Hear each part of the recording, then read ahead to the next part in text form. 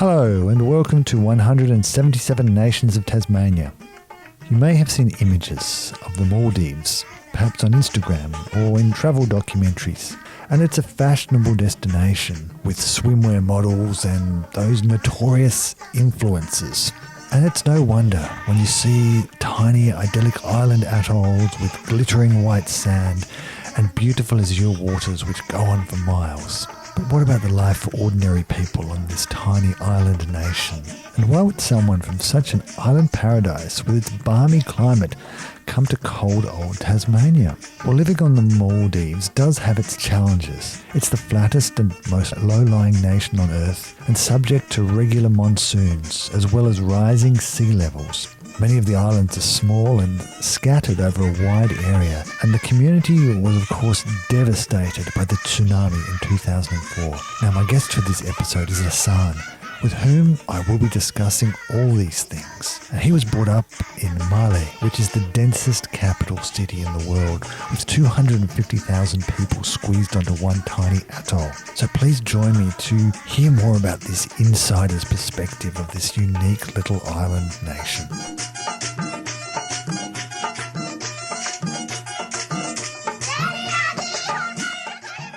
I was born in the capital of Maldives, Malé, 1975. I moved to Australia around 2005. That would be the last time. That would be the move that at the end result as settling in Australia. I did come to do my bachelor's in 1997. And then back home. Back then, the culture back home is, I would say, very different to the time it's around now when I go on holidays. The biggest impact is in the lifestyle, and obviously the advancement of technology has quite an influence on the social part of Maldives. When you were growing up, what was it like there? What was sort of the environment? Well, the roads weren't paved, so it's in the capital would be just the sand, and you often have some potholes. I used to walk to school. Towards grade 7, I had a push bike. So going to school, coming back is very different to now if someone were to live. Obviously, more in Malé had more trees. It was a bit more greener, and eventually, the capital city, I would say, had lost a lot of greenery. The islands, they're all islands. Let's say other islands used to be a lot more greener than the capital, and I believe still some of the islands maintain their greenery, and most islands still have sand-based roads, and flip-flops is a common thing. Because if I understand rightly, the Maldives is mostly made up of coral islands. Is that Coral right? islands, yes. Yeah. The base is coral, and hence you see the white sand. There would be, one would call it the sea erosions between the seasons because of the drifting in the current and how that behaves. And often you see some islands just have a piece of land disappears in one season and then and it's there in the other season. That's because in my conversations with other people who've been brought up on fairly small islands, they've sort of mentioned that the seasons are quite important to the life on the islands. So that sounds like that's the case. It is the case, and it's and it's often the case when you have to travel by sail. I have been lucky enough to travel in a sailboat, and it took me from Malé to go to my granddad's island over 24 hours and across very rough seas. Wow. And that was both based on sail and a small mechanized engine. And you'd really feel if the wind changed, you really have to find a reef to anchor down until the wind picked up if you don't have an engine, mechanized engine. So it is very, very much seasonal dependent how travel is laid out, and hence distribution of goods and other services to local atolls is quite reliant on the weather and the season. So that travel for locals, travel between the island is mostly by boat then? Mostly by boat. And the evolution of this, I would call it, let's say, evolution of boats has gone from sail boats to now speed boats. And the last trip I went to Maldives about 3 years ago had really surprised me, because in my mind, to go to a certain atoll would take this much of time. And when I spoke to friends, they went, oh, it's only a few hours. We can be there for breakfast. That would have taken the whole day on sea otherwise. So that puts a bit of perspective to how the country has, the islands are accessible, and the time around the travels has shortened so much.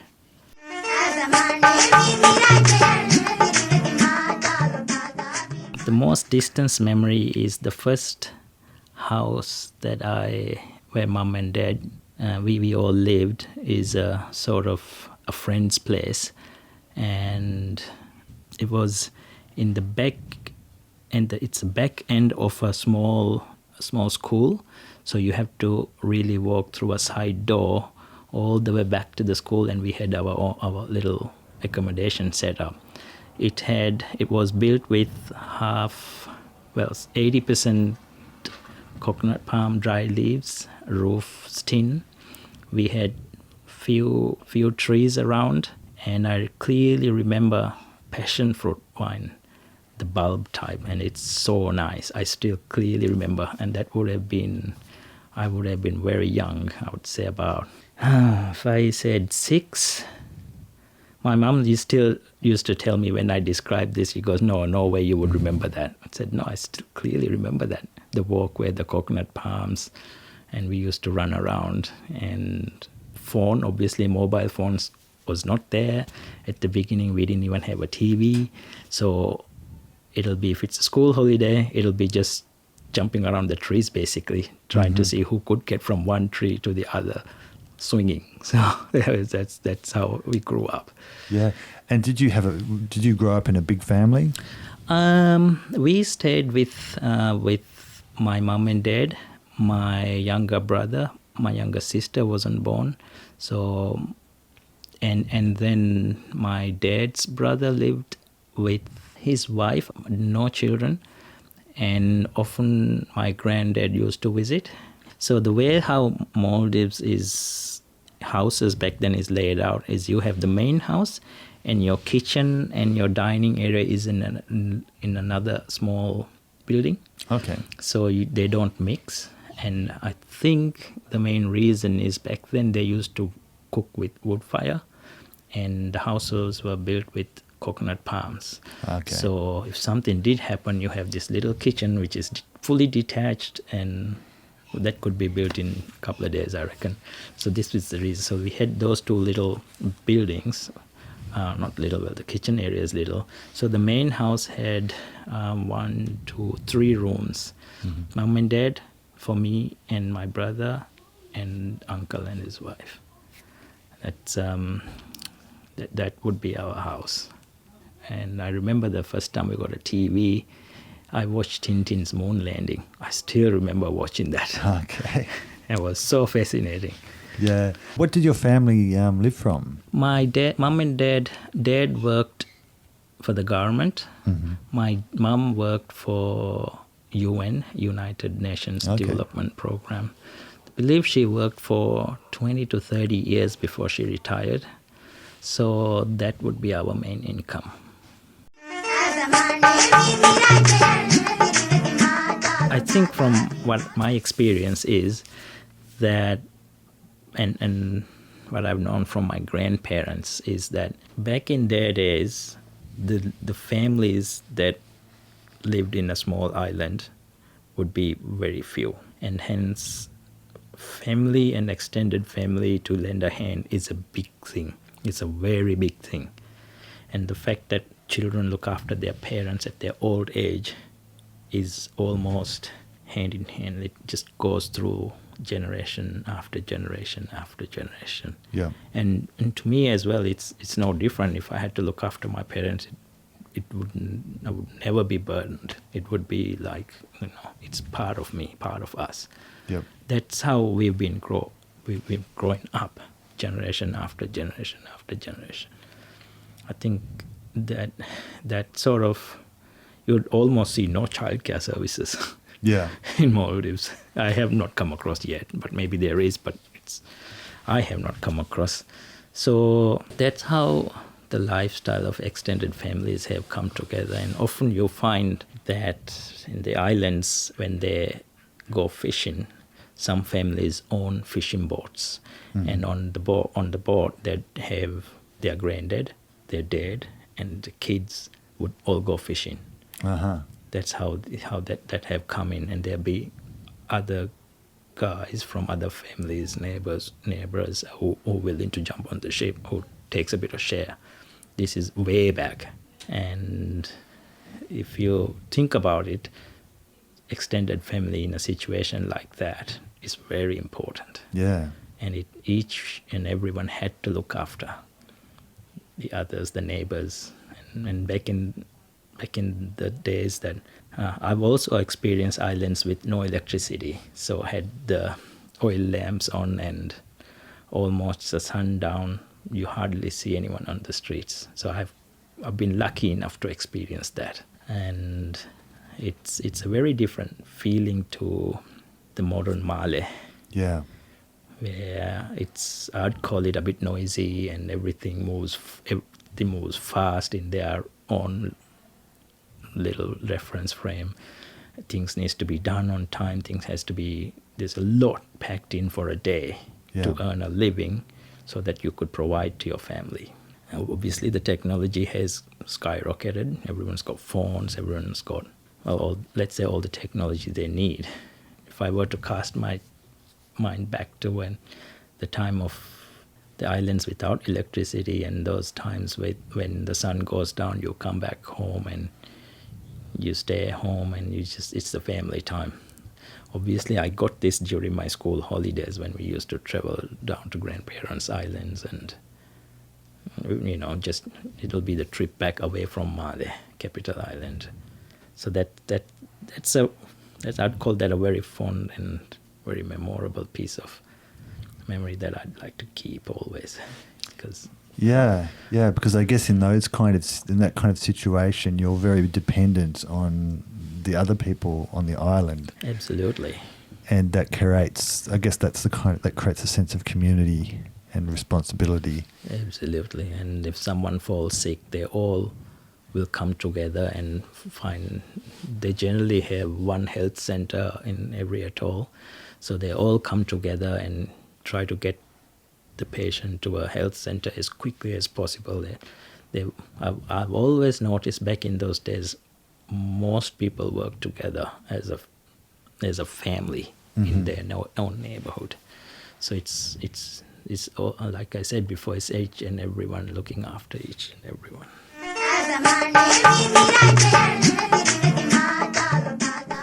Say up till 10, 11, 12, I used to go and catch fish with friends, and I just love fishing, swimming, fair bit of that.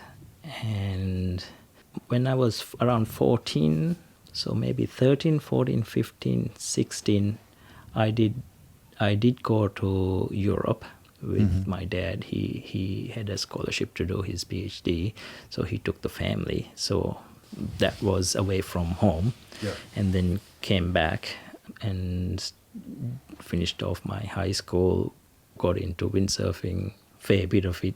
It just kind of, I think, gets crazy. Yeah. I still do it here in Tassie. Okay. Last Sunday I had a run. So yes, a lot of sea water related sports I quite love to do. So that's why. And did you also you went to school in Male as well? Yeah. Yes.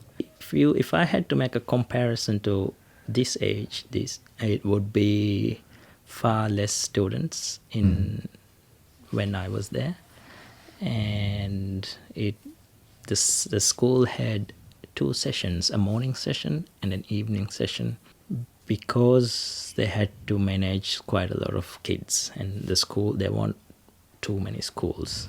So some years you are morning session, other years you're an evening session, afternoon session, finish towards the evening. Because Maldives is on the equator, your day and night are roughly equal. So you can really plan for the year. Unlike, let's say, Tassie, we have a daylight saving, vastly different. Most of our teachers, I remember, came from our neighboring countries, Sri Lanka and India. And they played a major role back then, those teachers who laid a foundation for me, and from my dad's age, from my granddad's age, and up to, they're still there, quite a few of them. So I would say they played a major role. And the type of teaching would be what they have taught, basically. But more recently, once we get an understanding of how the types of teaching and how things are done, I think people call it spoon feeding type of teaching. Yep. But that's all we had.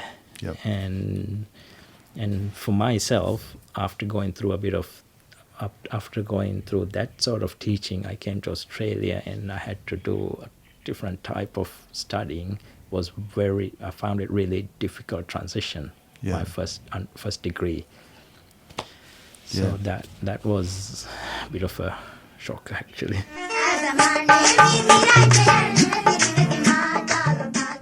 But what do you think was the thing that influenced you the most in your sort of growing up in the Maldives? I think the person who I am today is because of my parents, and everything that I have learned and gained knowledge in what life is all about is from my parents. And try to teach them and pass them on to my kids as well, and my grandparents too, but mostly my parents. It's live in a way that I've never predicted or even assumed that I would be living in Tassie 20 years ago, 25 years ago, let's say. I wouldn't have even imagined that I'd be here, living away from parents, but taking little steps at a time. Here we are in Tassie. And the coldest place in Australia, so still going okay. But what do you think was the biggest thing that you've learned from your parents, or what sort of? I think it is honestly live within your means. I apply that to any situation. I'd say, if I had to make a decision, if I had to buy something, if I had to do something, just try to live within our means, and always keep in mind that if you had to take a step back, to fall back to a state where you might, let's say, financially be a little low, always be prepared. Yeah. Because it's not always, I don't believe everything is always increasing. There's always ups and lows and ups and lows. That's very sounds like your parents were very practical. Well, hardship of living, it was very, I know it was very hard for when I was growing up. Back in the days in Maldives, it's not an easy thing. No medical insurance, none of that. Yeah. So if tomorrow came, then you're grateful. If you live to see another day, sort of thing. Yeah, well, when I was reading a little bit about the recent history of the Maldives, I noticed that there were a number of, there's been quite a few disruptions, especially sort of in the 1980s, and then you had the tsunami about 10 years ago. That was very, very, very difficult in Maldives. In fact, my wife was one of them who went to do the surveys on behalf of the government and to just take accounts for who's alive and what's the status of the islands. And she still, I would say, put her into tears if you ask her what was it like. So Maldives has gone through, in that space, It was a very big hit. Tsunami was a very big hit. As I can quickly tell you a very short story. My late wife's uncle lived in Mimu Atoll. So we went on a holiday from Australia and took a couple of Australian friends, and we stayed in one of the houses built by Australian donations and had the flag on. So I paid rent for the owners to stay there because they were still, trying to build their life. So I was very happy to see our donations come to action. So it had Australian donations, a little board plaque on the side of the wall. It was 1 to 3 bedroom house with 2 bathrooms, a kitchen, just very lively. So the uncle of my late wife took me to his house that was barely standing, and he pointed out and said, "Ahsan, see that watermark? It was like about 3 inches below the ceiling. That's how high the water was in this room." And I had my jaw dropped. And my mate, whose name's Chris, he saw that too. And he said he cried straight after that. And I said, "Why? What happened?" He said his newborn was in his hand when the water came through the door, and he could not get out. His toddler was on his other hand. So they all pushed really back into the room because the wave was so huge. And he was just hit the ceiling within like very quickly. So they were all trying to survive. So imagine you had your little newborn in your arms and holding a toddler. So when the water subsided, he only had a bit of wrapping, and the baby had passed away behind a cupboard. So, I didn't want to bring it up in an interview like this, but that's the sort of intensity that people have and the stories that came out. But I was, and I still am, so glad to see our donations actually had done something in a small country. Yeah. And just like, we paid rent because we wanted to support them. Yeah. No matter what. So they gave us food and all that, but we definitely gave enough rent. So that's hard. Actually, that's a story that I'll never forget. Yeah, well, people, when they sort of think of the Maldives, they just see pictures of this sort of island paradise, white sandy beaches, but it's also can be very fragile. Very fragile. As well, and exposed to the elements and disasters, I guess. And even last week, there was a bit of a monsoon. I can't remember what monsoon this is, but there are monsoons. You get wind, rain, all those combinations, and very still too, and sunny and still conditions. They had a lot of rain came down, and spoke to my parents last night, and it's still very rough. So water had come on through the wave breaks, and quite a lot of islands have been flooded. So if you imagine that low lying, you only need a few meters of waves to actually bump onto the island. Yeah. And that's it. And I guess in the old days even more, islands could be cut off, I suppose, for extended amount of periods. time. Yeah. And it has happened, and the sea is so rough that even the coast guards that we have there, it's very difficult for them to travel. Almost impossible. It's that rough. So they have to, if they had to go on emergencies, they have to wait for the fronts to ease and travel before the next front comes in. Sort of have to manage it.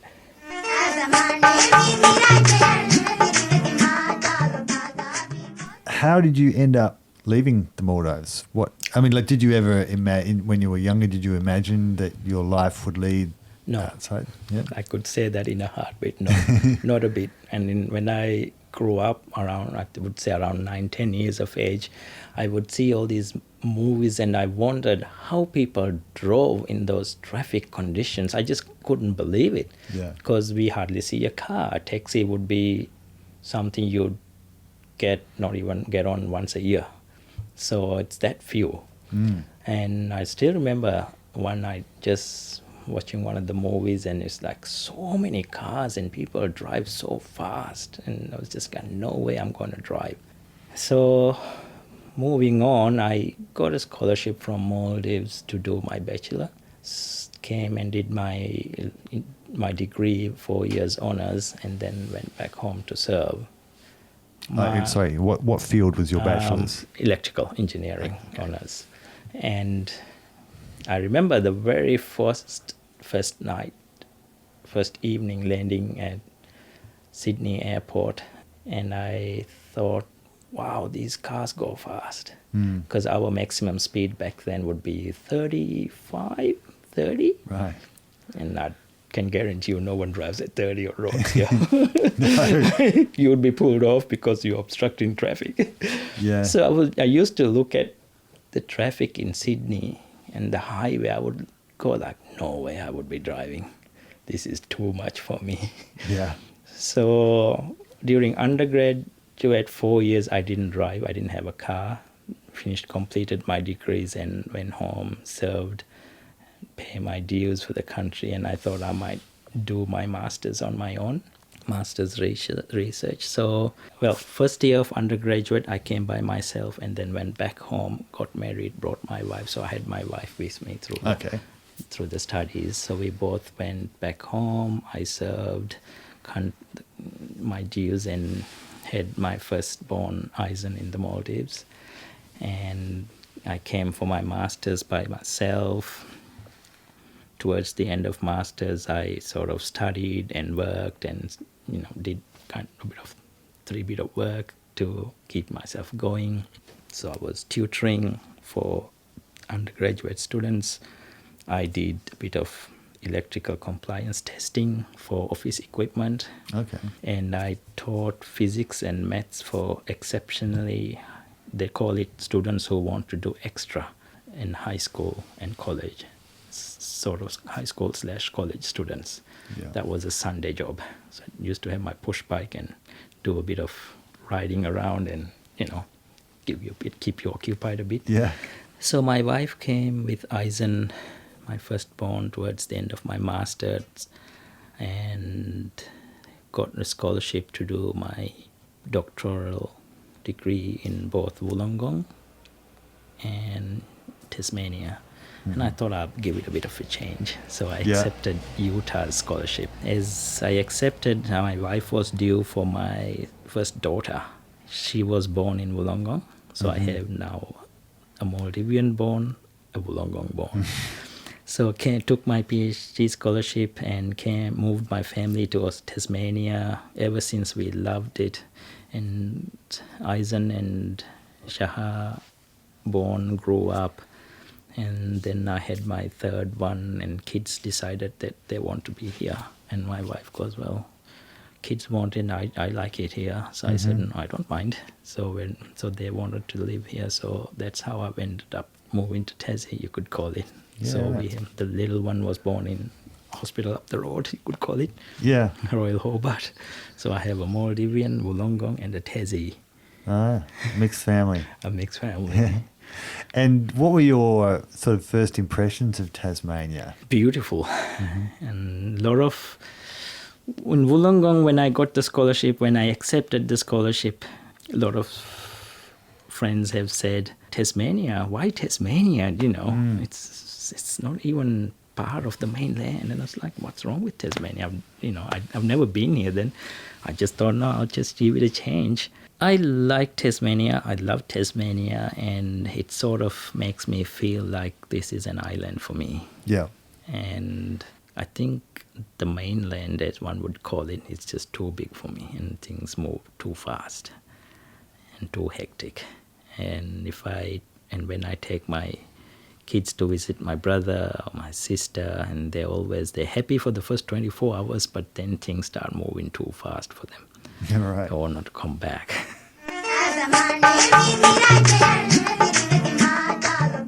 And the biggest common relation that I'd find the island, Maldives in the island in the back in the days, and to Tasmania since I came, is in Malé, let's talk about capitals first. In Malé, when you have a property, you build your walls first around before you put. In other words, you mark your property with a wall, and then you build your house. I noticed this in mainland too. You put the fence first, and then you build the house. In the islands, you don't even know where your fence is. Your landline is. Back in the days, you put your house on, put your little kitchen, detached kitchen on. Your toilet, bathroom is a well, sort of, back in. So I remember the times when we used to travel back in the days. There's no neighbor boundary fence. You wouldn't even know. Okay. It'll be that open.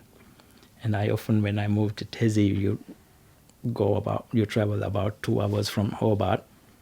You see a lot of land with no harsh property boundaries. There might be a wire fence and half down, and neighbors are so neighborly. Same thing.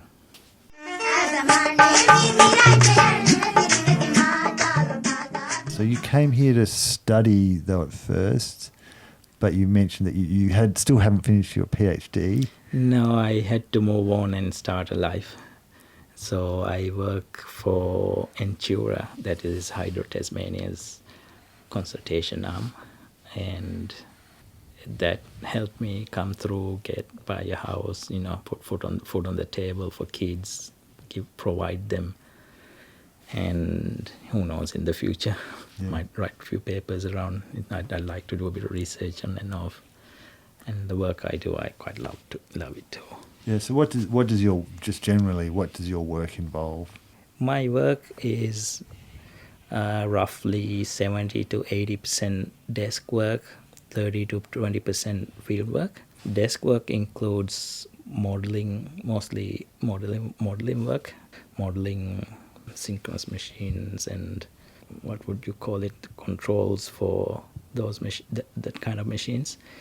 Hydro machine modeling, and testing would be testing of those models on field for the clients.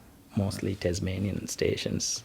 Been a fair bit of stations in Tasmania, from West Coast to Muscle Row Wind Farm to Midlands. Yeah. I have been to few other stations in mainland and to Cook Island, another island nation.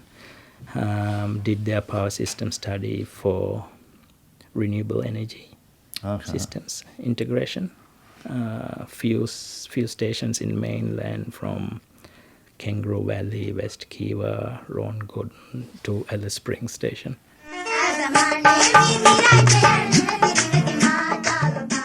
Every time we go back, not for the first time, but every time we go back, we generally go back 4 to 5 years gaps because of a family, it just needs a bit of saving to get back, travel. We see a step change in Maldives.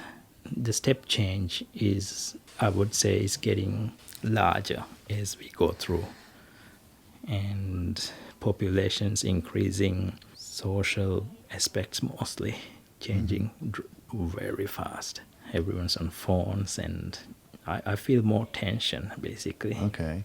With my friends, and everyone seems to be a little tense all the time. It's my feeling. Is that but that's because the country has changed rather than you've changed, do you think? Maybe a bit of both. Yeah.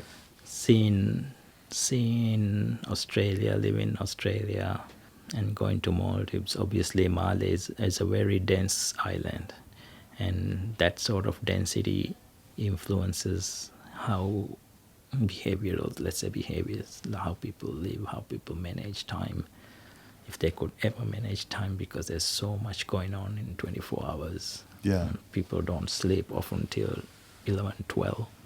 Yeah. And activities go on, streets quiet down, set around, I might be wrong, but my last trip, activities quiet down around 1:30, and back they start again around 6. Yeah. So there's a very, very short amount of quiet time where one could just sit back and run through your head what's been done and what's to be planned for the next day. There's very small amount of time that you could actually plan your activities for the next day. I feel that's important, but lags behind in Malay.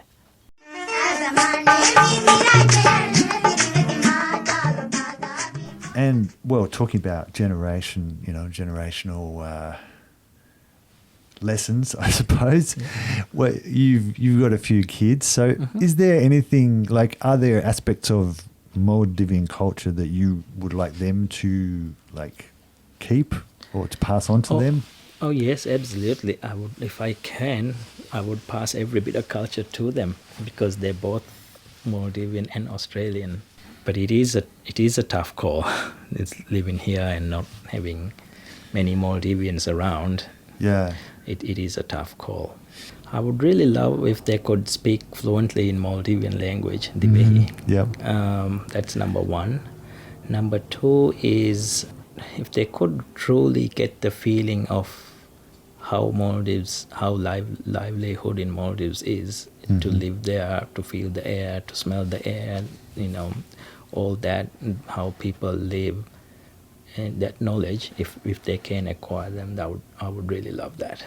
Food, okay, they love the Maldivian food, they love the Tassie food. From my little one loves her Vegemite. She puts a lot of Vegemite on her toast. Okay. Trust me, I don't think I could eat that much Vegemite, but she loves it. So both cultures, I'd love them to learn equally and know that, eventually we are evolving towards maybe perhaps countries or regions without borders. That's how it's trending. That's what my thinking is.